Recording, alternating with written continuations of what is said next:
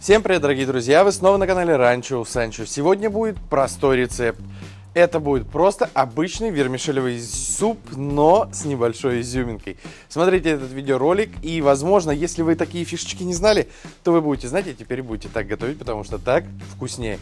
А по поводу того, что простой рецепт, неохота смотреть, там многие могут написать. Друзья, простые рецепты тоже должны быть повседневные, которые вы можете себе приготовить и взять на обед с собой на работу, к примеру. Либо же накормить всю свою большую семью. Первым делом приступаем с того, что... это именно вермишелевый суп. А вермишелевый суп, значит, тут есть небольшая вот такая вот паутинка. И многие эту вермишель просто бросают, когда суп будет сварен практически. Но я считаю, это неправильно. Мы ее сначала поджарим на сухой сковородке, казан, неважно где. Я сегодня, кстати, готовлю все в казане, поэтому я сначала буду обжаривать макароны, делать зажарку, а потом уже варить именно суп. Вы это можете делать параллельно на двух комфорках. Что нам дает обжарка? Обжарка дает, во-первых, макарончики не разварятся, они будут такие же плотненькие. Можно сказать, ну не то что аль денте, но они будут сохранять структуру. А во-вторых, это придает более насыщенный вкус супу. Поверьте мне, ради интереса можете сварить так и сравнить. Обжариваем паутинку. Отправляем сюда вермишель. И здесь просто ее ровным слоем распределите. И будем слегка помешивать. Зажарим ее прям до коричневатости такой. Вот когда увидите, что она коричневеет, значит хорош. Друзья, паутинки я не взвешивал, сколько ее. Ну вот таких вот 2 небольших ладошки. Этого будет достаточно на 5-литровую кастрюлю супа.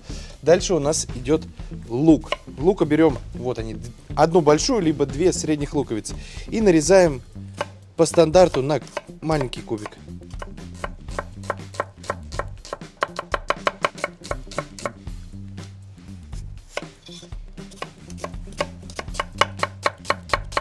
Также понадобится одна морковка. Вы ее можете натереть на терке, а можете нарезать тоненькими такими брусочками. Сначала мы ее нарезаем как на плов, а потом вот такой вот тоненькой соломкой нарезаем. Так она просто будет более выразительно смотреться в супе. Это будет сытный, питательный, хороший, вкусный суп из простых доступных продуктов. Цена, серьезно, будет копейки. Видите, начинает золотиться. Но это пока еще мало. Разравниваем и даем еще раз подсушиться. Вот, посмотрите. Отличный, классный цвет. Небольшой запах такой, знаете, при шкварочке пшеничной. Это и будет вкус дальнейшего супа. Наливаем масло и начинаем готовить зажарку. Наливаем небольшое количество растительного масла, смазываем стенки казана. Это больше нужно для ухода за ним. И сразу же отправляем сюда зажариваться сначала лук до золотистости, потом морковь.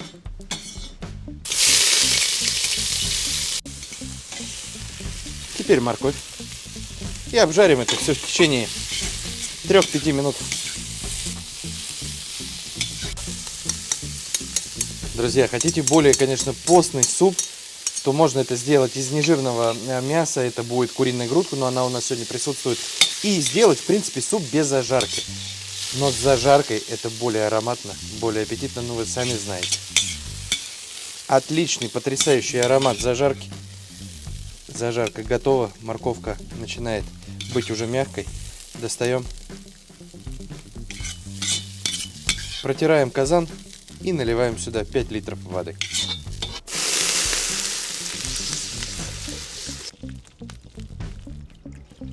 Бульон я буду наваривать на вот такой вот половинка грудки. И у меня здесь 2 куриных бедрышка. Кто-то лаврушку добавляет позже, я сразу же при наваре. Добавляем сюда небольшое количество, там 2-3, 4 душистого перца. И теперь приблизительно 40 минут после закипания будем наваривать бульон. Прошел 1 час, вот как вот на таком маленьком кипении наваривался бульон. Достаем теперь курицу. Пускай остывает, потом мы ее слегка подербаним. Теперь берем 5-6 средних картофелин и нарезаем на кубик, привычный нам для супа.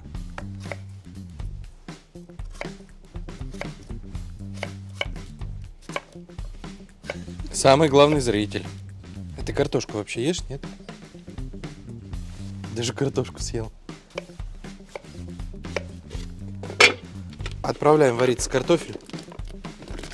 И сразу же сюда. Именно руками, ножом не надо. Вот так вот прям. Дербаним курицу. Она уже подостыла.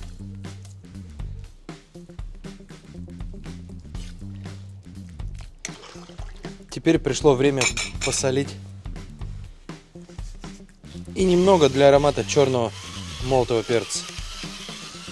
Теперь можно попробовать на наваристость и на соль. Ой, отлично, вкусный, наваристый. Теперь закрываем крышкой и ждем, пока сварится картофель. Картофель у меня уже практически готов. Отправляем сюда зажарку. Красивый супчик получается. В принципе, сразу же можно отправлять сюда вермишель. Теперь дожидаемся, и суп будет готов. Останется только добавить зелень. Друзья, из зелени я взял лук и укроп. Укроп, причем со стебельками, он самый ароматный. И теперь мелко нарезаем.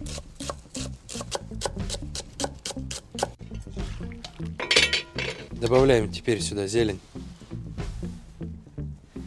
И в принципе суп уже готов.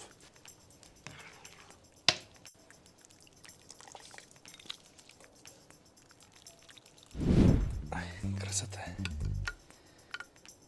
Потрясающе. Насколько же вкусно. Знаете, что хотел сказать?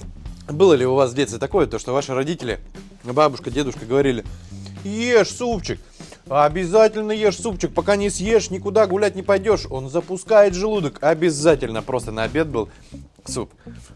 И мы кочевряжились. Мы не хотели есть этот суп. Но все приходит, друзья, со временем. Теперь суп. Мне обязательно в рационе, потому что суп, во-первых, жиденько и правда надо есть, а я не слушался в детстве. А во-вторых, это просто великолепно, вкусно, питательно. Как я и говорил, простой, достаточно дешевый, доступный суп, питательный и очень вкусный. Друзья, всем до новых встреч, подписывайтесь на другие наши соцсети и готовьте по нашим рецептам. Пока!